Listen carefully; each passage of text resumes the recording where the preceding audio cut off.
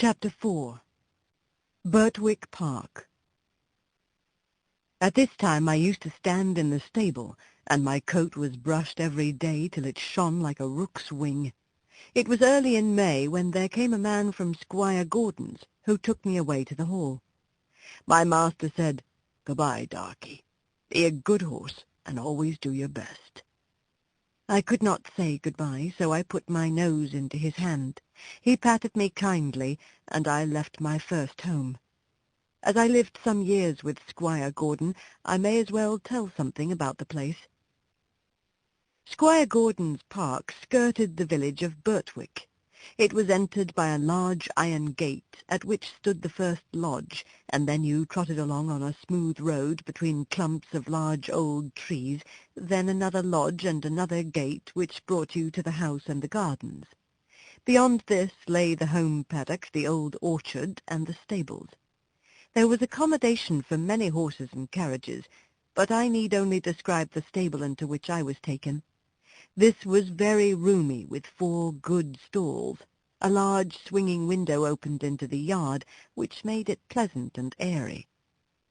The first stall was a large square one, shut in behind with a wooden gate. The others were common stalls, good stalls, but not nearly so large.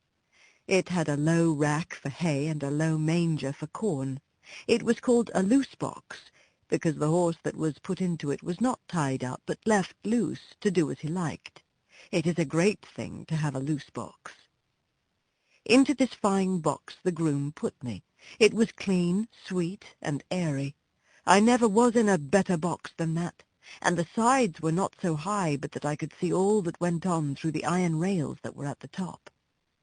He gave me some very nice oats. He patted me, spoke kindly, and then went away. When I had eaten my corn, I looked round. In the stall next to mine stood a little fat grey pony with a thick mane and tail, a very pretty head, and a pert little nose. I put my head up to the iron rails at the top of my box and said, "How do you do? What is your name?" He turned round as far as his halter would allow, held up his head, and said, "My name is Merrylegs.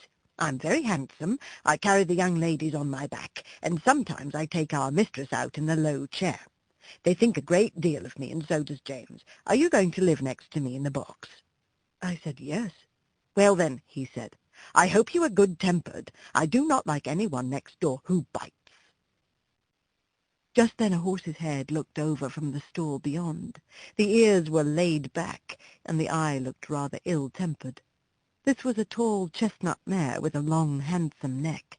She looked across to me and said, "So it is you who have turned me out of my box. It is a very strange thing for a colt like you to come and turn a lady out of her own home." "I beg your pardon," I said. "I have turned no one out. The man who brought me put me here, and I had nothing to do with it. And as to my being a colt, I am turned 4 years old, and am a grown-up horse. I never had words yet with horse or mare, and it is my wish to live at peace." "Well," she said, "we shall see. Of course I do not want to have words with a young thing like you." I said no more. In the afternoon, when she went out, Merrylegs told me all about it. "The thing is this," said Merrylegs. "Ginger has a bad habit of biting and snapping. That is why they call her Ginger, and when she was in the loose box she used to snap very much. One day she bit James in the arm and made it bleed, and so Miss Flora and Miss Jessie, who are very fond of me, were afraid to come into the stable. They used to bring me nice things to eat, an apple or a carrot or a piece of bread, but after Ginger stood in that box they dare not come, and I missed them very much. I hope they will now come again, if you do not bite or snap." I told him I never bit anything but grass, hay, and corn, and could not think what pleasure Ginger found in it. "Well, I don't think she does find pleasure," says Merrylegs. "It is just a bad habit. She says no one was ever kind to her, and why should she not bite? Of course it is a very bad habit, but I'm sure if all she says be true, she must have been very ill-used before she came here." John does all he can to please her, and James does all he can, and our master never uses a whip if a horse acts right, so I think she might be good-tempered here. You see, he said with a wise look, I am 12 years old. I know a great deal, and I can tell you there is not a better place for a horse all round the country than this. John is the best groom that ever was. He has been here 14 years, and you never saw such a kind boy as James is, so that it is all Ginger's own fault that she did not stay in that box.